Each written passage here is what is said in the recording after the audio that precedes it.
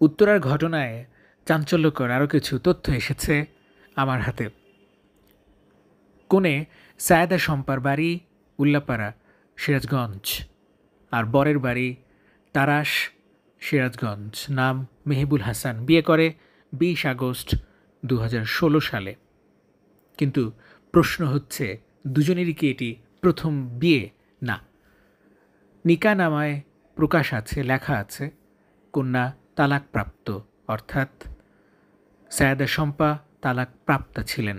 সে অবস্থায় বিয়ে করেন এবং সম্প্রতি তাদের কোনো ছবি আমাদের কাছে না এলেও কয়েকটি ছবিতে প্রমাণ হয় এবং নিকাহনামায় প্রমাণ হয় তাদের বিয়ে হয়েছিল। অর্থাৎ মেহেবুল হাসানের প্রথম স্ত্রী বাংলাদেশের আইন অনুযায়ী এবং ইসলামী শরিয়া অনুযায়ী সায়েদা শম্পা। তাহলে যে নারী বাঁচিয়েছেন তিনি কে?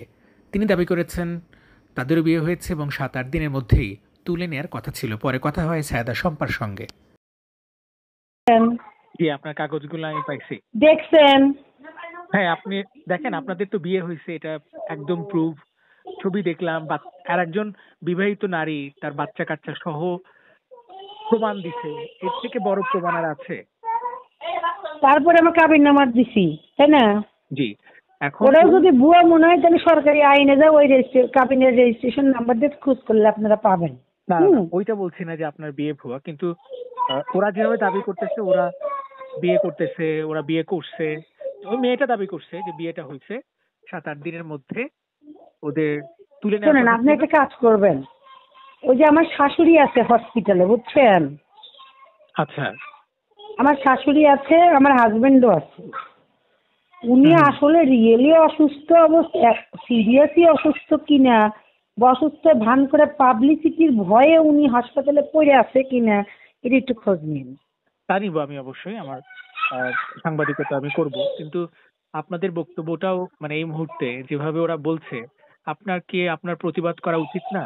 আপনি একজন লিগ্যাল লয়ার। শোনেন, আমি প্রতিবাদ আর কি করব বলেন?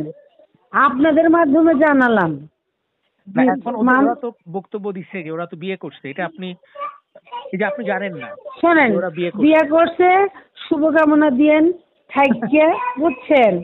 তোরা সংসার করে খা। আমার শোনেন, ব্যাকডেট দিয়ে কাবিন তুলবে এটা আমার সামনে বলছে, বুঝছেন? আচ্ছা। তার মানে তখন পর্যন্ত বিয়ে হয়নি। আপনাদের আসার পরের দিন, হ্যাঁ, আপনারা যে আসছেন তার পরের দিন আমাকে হসপিটালে ডাকা হয়েছিল, তখন পর্যন্ত সে আমার সামনে বলছে ব্যাকডেট দিয়ে কাবিন নামা। তার মানে ওদের কাবিন হয় নাই, বিয়ে হয় নাই। তুলবে, তাই তো? হ্যাঁ, বলতেছে এটা।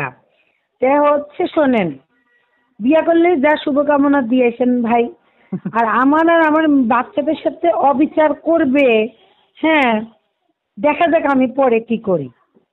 ওকে আপা, ঠিক আছে, আমি যাব, অবশ্যই যাব। শোনেন, যখন আপনার তো মনে হবে, আপনি তো আমার এলাকার ভাই, তাই না? এলাকার ভাই মানে আমারই ভাই। নিশ্চয়ই। হ্যাঁ, তা আপনার কাছে আমার অনুরোধ, যখন মনে করবেন যে না আমার একটা ব্রিফিং খুবই দরকার, জি, হ্যাঁ, আপনার গোষ্ঠী শুদ্ধ চলে এসেন, সমস্যা নেই। ঠিক আছে আপা, ঠিক আছে। ঠিক আছে। আল্লাহ হাফেজ।